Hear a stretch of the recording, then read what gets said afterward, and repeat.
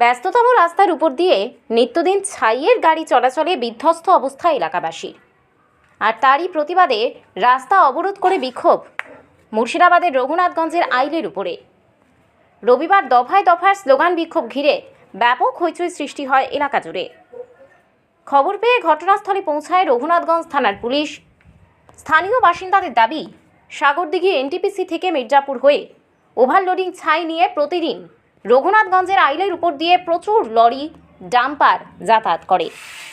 ঠিকমতো ঢেকে না নিয়ে যাওয়ায় ছাইয়ে কার্যত অতিষ্ঠ হয়ে পড়েছেন সাধারণ মানুষ।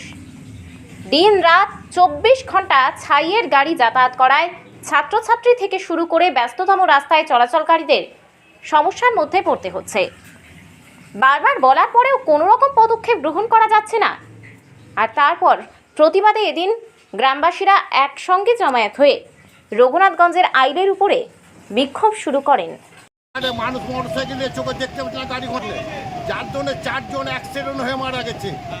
এই লরি, এই ছায়ের গাড়ি এই রোডে চলার জন্য, কিন্তু এইটা নেতা মদতে সব গাড়িগুলো চলছে। ওভারলোডিং গাড়িগুলো এই রোডে চালার কোনো অনুমতি নেই। এসপির কাছে, বিডিওর কাছে, আইসির কাছে, সমস্তর কাছে আমরা জেনেছি ওভারলোডিং গাড়ি এই রুটে চালার কোনো অনুমতি নেই। আর নেতাদের মজতে এইসব গাড়ি ওভারলোডিং চলছে, ছায়ের গাড়ি চলছে। এই দুটো ব্যবস্থা খবরে পড়েছে। এই রাস্তায় গাড়ি, ছায়ের গাড়ি, ওভারলোডিং গাড়ি চালানোর জামের জন্য ওরা নিজের চোখে দেখতে না পেয়ে গাড়ির সঙ্গে অ্যাক্সিডেন্ট হয়ে মারা গেছে। কতদিন থেকে চলছে এইটা? দীর্ঘদিন ধরে রাজনীতি নেতাদের মদতে এইসব গাড়ি চলছে। আমার নাম মোহাম্মদ হোসেন মিয়া, ডাক নাম হচ্ছে কবি। এখান দিয়েই যাচ্ছে, পিডিসিএলের রাস্তা থাকা সত্ত্বেও তাই না। এটা কি পঞ্চায়েতের রাস্তা না পৌরসভা? পৌরসভার রাস্তা। আর আমরা পৌরসভার বাসী, কেন আমাদের এইভাবে শ্বাসকষ্ট হবে? বাচ্চাদের শ্বাসকষ্ট হচ্ছে, এটা দেখাশোনার কে দায়িত্ব আছে?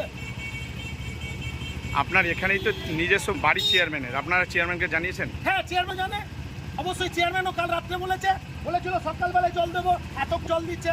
সবারই বাড়িঘর তো খারাপ বললো, সবারই বাড়িঘর খারাপ উচিত না, কখনোই না। এটা তো কিছু করার নাই, এটা তো দিদির সরকার চলছে। এখন দিদির সরকার চলছে, যে যা ইচ্ছে তাই করছে।